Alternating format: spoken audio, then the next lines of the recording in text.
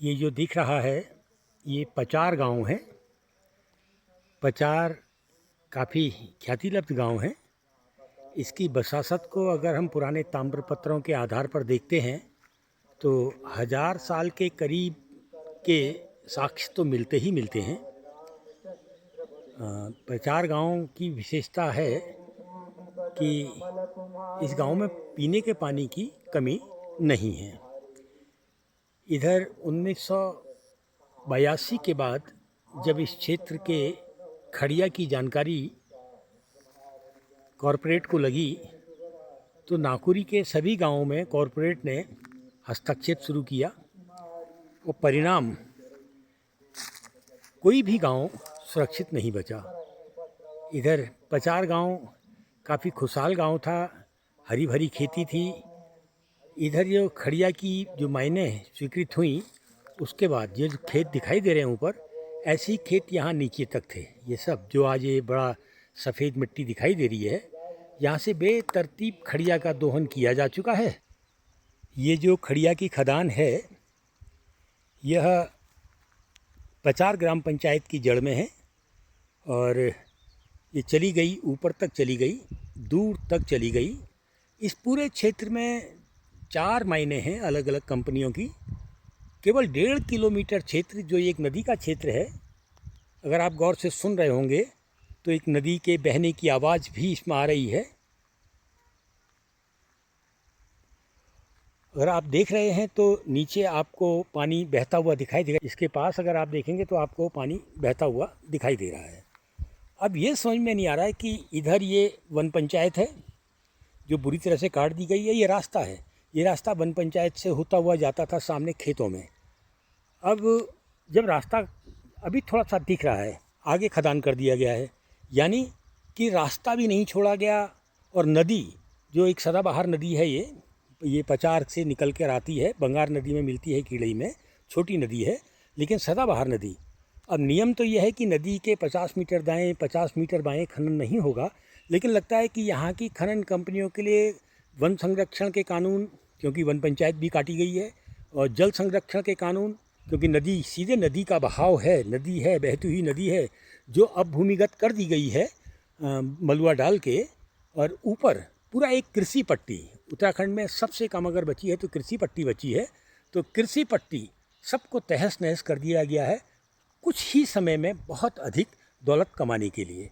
हम बता दें कि ये जो खड़िया खाने हैं ये 25 साल 40 साल 45 साल के लिए लीज पर हैं, और इतने लंबे समय के लिए इसीलिए हैं ताकि मैनुअल तरीके से इसका खदान होगा।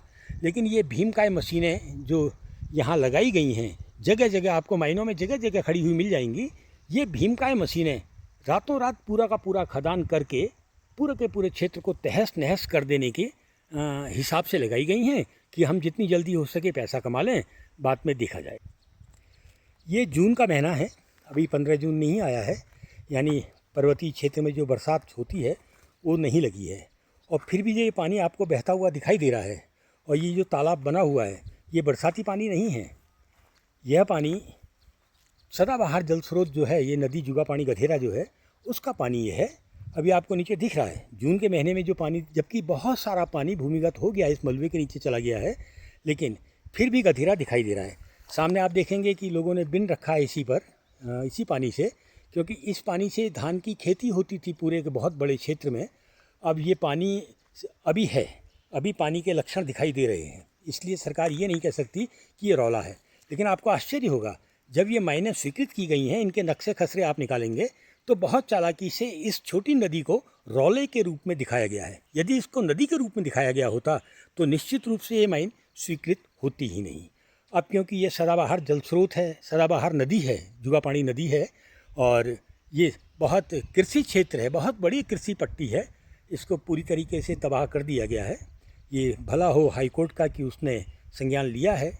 अब ये देखना है कि कोर्ट का संज्ञान पर्यावरण के हित में आता है, हिमालय के पक्ष में आता है, हिमालय की इकोलॉजी जो पारिस्थितिकी है उसके पक्ष में आता है, या यह परिणाम भी कॉरपोरेट के खाते में चला जाता है, कॉरपोरेट के पक्ष में चला जाता है। ये तो अब आने वाले समय में मालूम पड़ेगा हाईकोर्ट से क्या परिणाम निकलता है। लेकिन अभी जो सबसे बड़ी बात है, हाईकोर्ट ने कोशिश की है, उत्तराखंड उच्च न्यायालय ने एक प्रयास किया है कि जैसे भी हो इस तमाम बर्बादी को, इस ज़बरदस्त तबाही जो मानव निर्मित तबाही है, मानव द्वारा पैदा की गई तबाही है, सिर्फ पैसा कमाने के लिए की गई तबाही है, इसको रोकने का प्रयास किया जाए। मामला कोर्ट में चल रहा है और अभी तक कोर्ट में जो तारीखें हुई हैं उससे तो लगता है कि फैसला पहाड़ की पारिस्थिति के पक्ष में आएगा, हिमालय की पारिस्थिति के पक्ष में आएगा, नदी की पारिस्थिति के पक्ष में आएगा। लग रहा है कि फैसला पर्यावरण संरक्षण संवर्धन के पक्ष में आएगा। सामने कीड़ई का गांव है, बहुत बड़ा कृषि पट्टी का गांव था, अब इसके नीचे से खड़िया खोद दी गई है। उसके कीड़ई गांव में भी बहुत बड़े भूभाग में खड़िया खोद दी गई है। इधर कीड़ई का ऊपरी क्षेत्र जो है उसमें भी खड़िया खोद दी गई है, बर्बाद कर दिया गया पूरे क्षेत्र को। लेकिन लोग बोलते नहीं हैं, क्योंकि जो प्रभावशाली लोग हैं उनका कहीं ना कहीं इससे धंधा चल रहा है, इनको पैसा दिखाई दे रहा है, भविष्य नहीं दिख रहा, वर्तमान दिख रहा है। दिख रही है, इसमें भी खड़िया खोदने की इजाज़त ले ली है।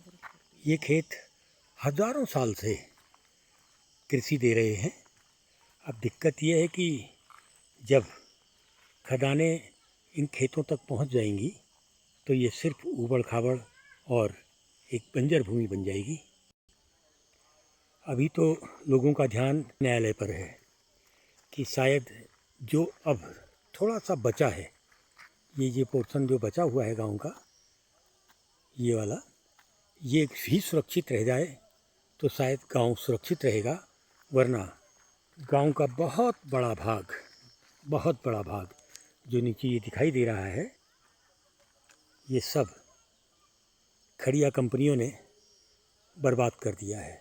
और जो ये खड़िया, ये खुदान, काट पीट तोड़ फोड़ दिखाई दे रही है, इसके बारे में बता दूं कि एक छोटा सा पोर्शन है। सबसे नीचे जो दिख रहा है वो बंगार नदी का क्षेत्र दिख रहा है।